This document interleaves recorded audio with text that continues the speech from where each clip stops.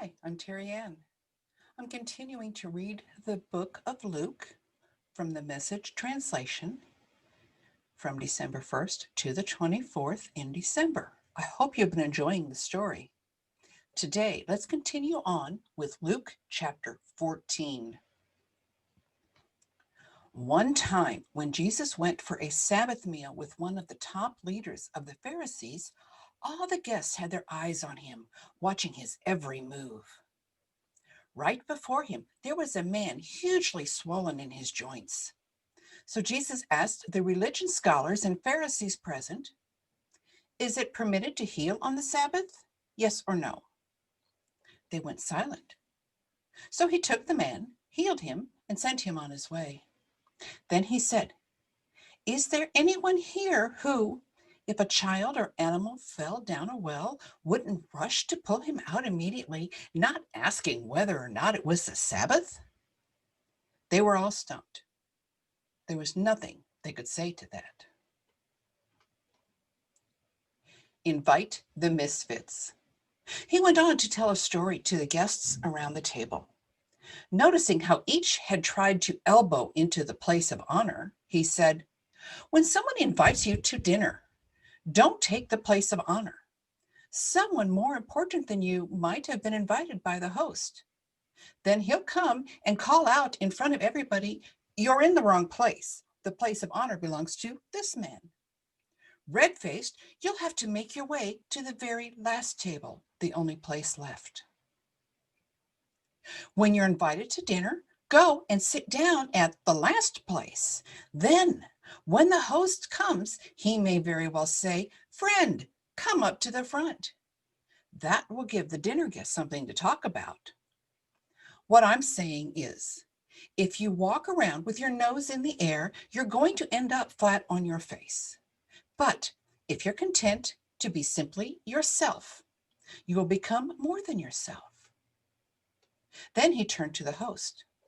"The next time you put on a dinner, don't just invite your friends and family and rich neighbors, the kind of people who will return the favor. Invite some people who never get invited out, the misfits from the wrong side of the tracks. You'll be and experience a blessing. They won't be able to return the favor, but the favor will be returned. Oh, how it will be returned at the resurrection of God's people." The story of the dinner party. Now that triggered a response from one of the guests. "How fortunate the one who gets to eat dinner in God's kingdom." Jesus followed up. "Yes, for there was once a man who threw a great dinner party and invited many. When it was time for dinner, he sent out his servant to the invited guests, saying, 'Come on in, the food's on the table.' Then they all began to beg off, one after another, making excuses. The first said, 'I bought a piece of property and need to look it over. Send my regrets.' Another said, 'I just bought 5 teams of oxen and really need to check them out. Send my regrets.' And yet another said, 'I just got married and need to get home to my wife.' The servant went back and told the master what had happened. He was outraged and told the servant, 'Quickly, get out into the city streets and alleys.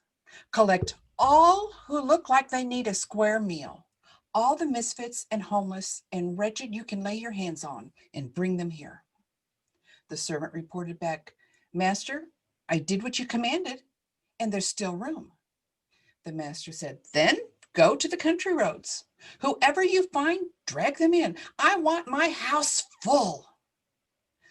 Let me tell you, not one of those originally invited is going to get so much as a bite at my dinner party." Figure the cost. One day, when large groups of people were walking along with him, Jesus turned and told them, "Anyone who comes to me but refuses to let go of father, mother, spouse, children, brothers, sisters, yes, even one's own self, can't be my disciple. Anyone who won't shoulder his own cross and follow behind me can't be my disciple.